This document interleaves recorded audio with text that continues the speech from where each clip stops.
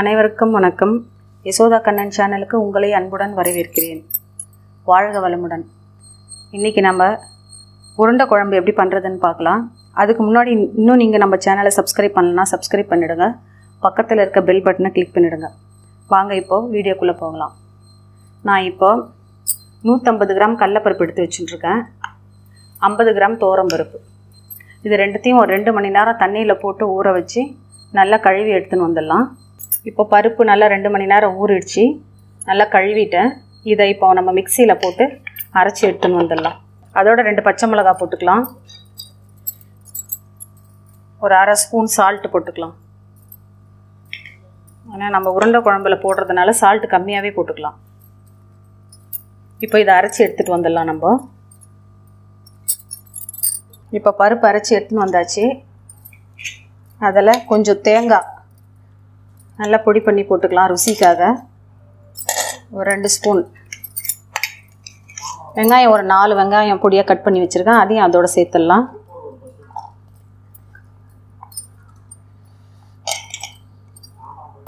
இப்போ இதை நல்லா பசிஞ்சிடலாம். இப்போ நல்லா போட்டு எல்லாத்தையும் சமமாக கலந்துடலாம். இப்போ நம்ம ஒரு நெல்லிக்காய் சைஸ் அளவுக்கு உருட்டி வச்சுக்கலாம். முதல்லையே நல்லா உருட்டிக்குங்க, கொஞ்சம் டைட்டாக, இல்லைன்னா குழம்புல போட்டால் கொதிக்கும் போது உடஞ்சிரும். முதலே இது மாதிரி உருட்டி வச்சிட்டோம்னா அப்புறம் குழம்பு தாளித்து கொதி வரும்போது போட்டுட்டோம்னா ஈஸியாக இருக்கும். இந்த மாதிரி உருட்டி வச்சுட்டு இப்போ நம்ம குழம்பு தாளிக்கலாம். கேஸ் ஆன் பண்ணிக்கலாம். கடாயை வச்சாச்சு. எண்ணெய் ஒரு 5 ஸ்பூன் விட்டுக்கலாம். இந்த குழம்புக்கெலாம் எண்ணெய் கொஞ்சம் எக்ஸ்ட்ரா விட்டோம்னா நல்லாயிருக்கும். எண்ணெய் காயிட்டோம். கடுகு ஒரு அரை ஸ்பூன் போடலாம்.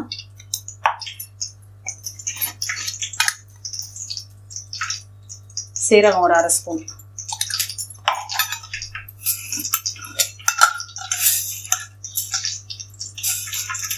வெந்தயம் ஒரு 1/4 ஸ்பூன் போட்டுக்கலாம்.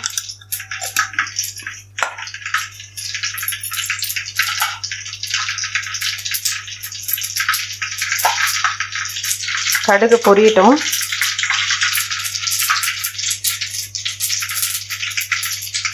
இப்போ கருவேப்பிலை போட்டுக்கலாம்.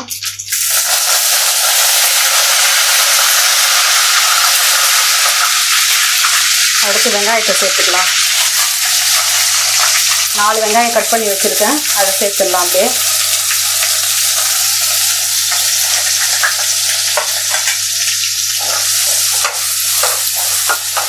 அப்படியே வதக்கிக்கிட்டே இருக்கலாம் கொஞ்ச நேரம்.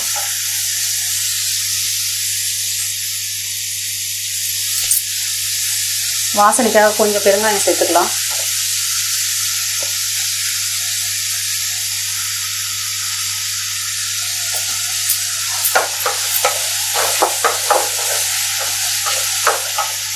வெங்காயம் வதங்கிறதுக்காக ஒரு அரை ஸ்பூன் கல் உப்பு சேர்த்துக்கலாம்.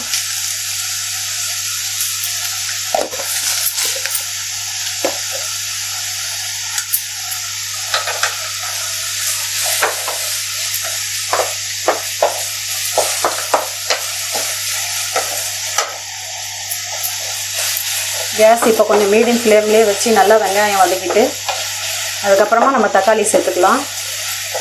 வெங்காயத்தை நல்லா வதக்கி விட்டுட்டு அதோட ஒரு 2 முழு பூண்டு எடுத்து உரித்து நசுக்கி வச்சுருக்கேன். அதை அதில் சேர்த்துடலாம்.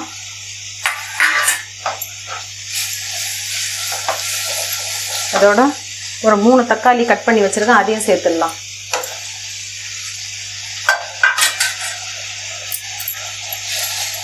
இதெல்லாம் நல்லா வதங்கட்டும். கொஞ்ச நேரம் நம்ம தட்டு போட்டு மூடி வச்சுட்டு கொஞ்ச நேரம் கழித்து பார்க்கலாம்.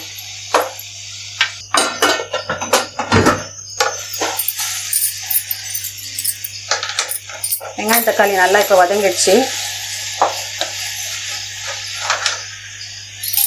இதில் ஒரு 2 காஞ்ச மிளகாய் நம்ம கிள்ளி போட்டுக்கலாம். இப்போ குழம்பு மிளகாத்தூள் ஒரு 4 ஸ்பூன் போட்டுக்கலாம்.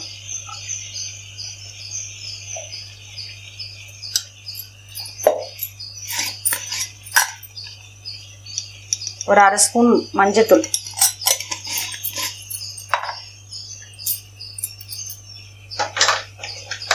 இதை நல்லா இந்த வெங்காயம் தக்காளியோடு சேர்த்து கொஞ்சம் நேரம் அப்படியே வதங்கட்டும்.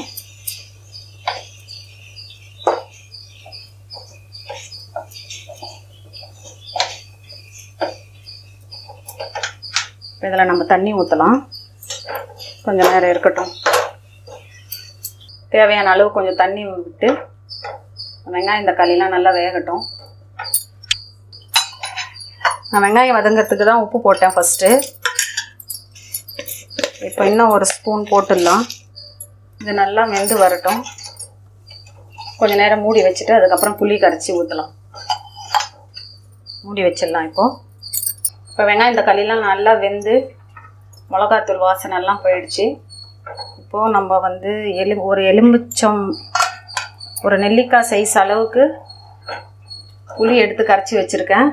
அதை இதில் சேர்த்துடலாம். சேர்த்துட்டு நல்லா கொதிக்கட்டும். தண்ணி நிறைய விட்டு கொதிக்க விடணும். ஏன்னா நம்ம இந்த உருண்டைகள்லாம் போடணும் இல்லையா, உருண்டைங்க வேகணும். அதனால் தண்ணி கொஞ்சம் நிறைய தாராளமாக விட்டு கொதிக்க விட்டோம்னா தான் உருண்டைங்க வெந்து வரத்துக்கும் சாதத்தில் போட்டு நம்ம குழம்பு ஊற்றி சாப்பிட்றதுக்கும் கொஞ்சம் நல்லாயிருக்கும்.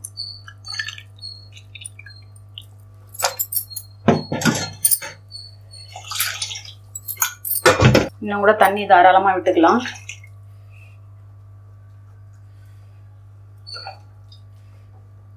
கேஸை கொஞ்சம் ஃபாஸ்ட்டாக வைப்போம் புளி வாசனை போகிறதுக்கு. இந்த புளியோட பச்சை வாசனை போகிற வரைக்கும் கொஞ்சம் நேரம் நல்லா கொதிக்க விடலாம்.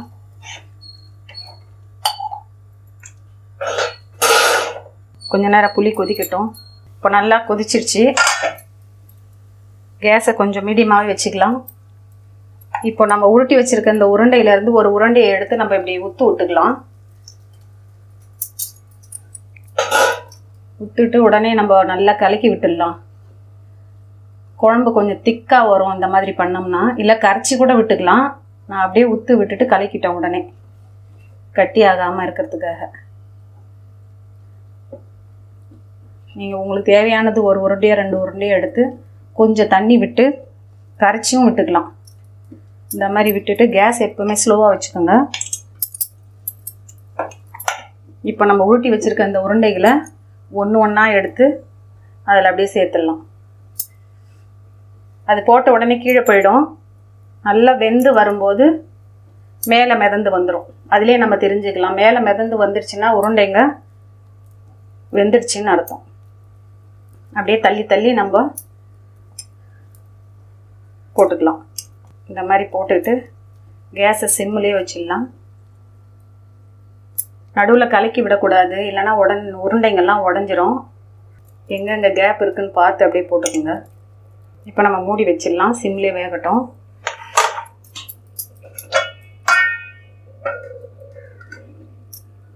இப்போ உருண்டைங்கள்லாம் வெந்து மேலே வந்துடுச்சு பாருங்கள். கேஸ் ஆஃப் பண்ணிடலாம். கடைசியாக நம்ம கொத்தமல்லி தூவிட்டு கேஸ் ஆஃப் பண்ணிடலாம். இப்போது உருண்டை குழம்பு ரெடி ஆயிடுச்சு. இதை நீங்கள் செஞ்சு சாப்பிட்டு பார்த்துட்டு கமெண்ட்ஸில் சொல்லுங்கள். இந்த வீடியோவை உங்கள் ஃப்ரெண்ட்ஸ் அண்ட் ஃபேமிலிக்கு ஷேர் பண்ணுங்கள். நன்றி, வணக்கம்.